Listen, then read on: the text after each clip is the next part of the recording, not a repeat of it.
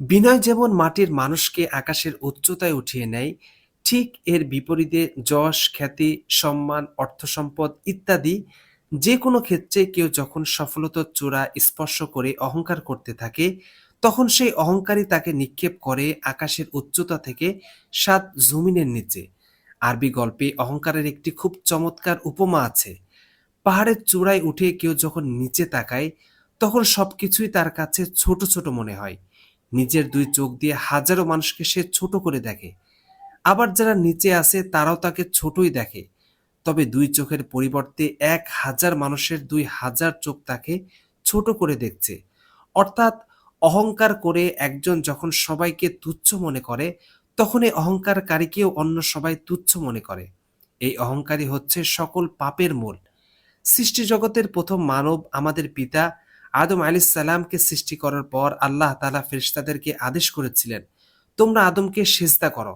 তখন ফেরেশতারা আদম আলাইহিসসালামকে সেজদা করল। কিন্তু ফেরেশতাদের মাঝে বেড়ে ওঠা শয়তান মাটি আর আগুনের যুক্তি হাজির করল। সে আগুনের তৈরি বলে মাটির তৈরি মানুষকে সেজদা করতে অস্বীকৃতি জানালো। সূরা বাকারার ৩৪ নং আয়াতের মধ্যে আল্লাহ রাব্বুল আলামিন বলেন, সে অস্বীকৃতি জানালো এবং অহংকার করল, আর সে ছিল কাফেরদের অন্তর্ভুক্ত। অহংকার কি, এ প্রশ্নের সরল উত্তর হচ্ছে, কোনো বিষয়ে নিজেকে বড় মনে করে অন্য মানুষকে তুচ্ছ মনে করার নামই অহংকার। সেটা শক্তিতে, সামর্থ্য, বয়সে, অভিজ্ঞতায় হতে পারে।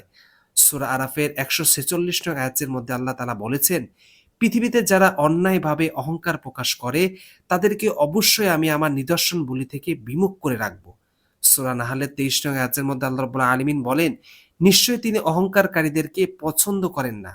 আল্লাহ তাআলার প্রতি যার বিশ্বাস নেই, পরকালে বিশ্বাস নেই, অহংকার তো কেবল তারাই করতে পারে। রাসূল করিম সাল্লাল্লাহু আলাইহি সাল্লাম বলেছেন, তিল পরিমাণ অহংকার যার অন্তরে আছে সে জান্নাতে প্রবেশ করবে না, আর তিল পরিমাণ ঈমান যার অন্তরে আছে সে দোজখে যাবে না। রাসূল করিম সাল্লাল্লাহু আলাইহি সাল্লাম আরো বলেন, ৩ ব্যক্তিকে কোনরূপ জিজ্ঞাসাবাদ করা হবে না, সরাসরি জাহান্নামে নিক্ষিপ্ত হবে। ১. যে ব্যক্তি আল্লাহর চাদর নিয়ে টানা হেঁচড়া করে, আর আল্লাহর চাদর হলো অহংকার। ২ নম্বর, যে ব্যক্তি আল্লাহর হুকুমের মধ্যে সন্দেহ পোষণ করে। ৩ নম্বর, যে ব্যক্তি আল্লাহ তাআলার রহমত থেকে নিরাশ হয়।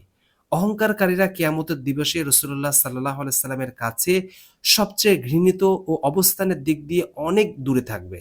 অহংকারকারীরা আল্লাহর সঙ্গে এমন অবস্থায় সাক্ষাৎ করবে যে অবস্থায় আল্লাহ তাআলা তার উপর রাগান্বিত। অহংকার এমন একটি কবিরা গুনাহ যা মানুষকে ধ্বংস করে দেয় এবং একজন মানুষের দুনিয়া ও আখিরাত নষ্ট করে দেয়। এ কারণে এই মারাত্মক ব্যাধি থেকে বাঁচতে হবে। এক্ষেত্রে করণীয় হলো, ১ নম্বর, অন্তর থেকে অহংকারের মূলোৎপাটন করা। যখন আল্লাহর বড়ত্ব, মহত্ব সঠিকভাবে বোঝার চেষ্টা করবে, তখন তার মধ্যে বিনয় ও নম্রতা ছাড়া আর কিছুই থাকবে না। ২ নম্বর, অহংকারের বস্তু নিয়ে চিন্তা করা যে এগুলো আদৌ কি আমার নিজের যোগ্যতা বলে অর্জিত। ৩ নম্বর, দোয়া করা এবং আল্লাহর সাহায্য চাওয়া। এটি অহংকার থেকে বাঁচার সবচেয়ে কার্যকর একটি ওষুধ। ৪ নম্বর, বিনয় অবলম্বন করা।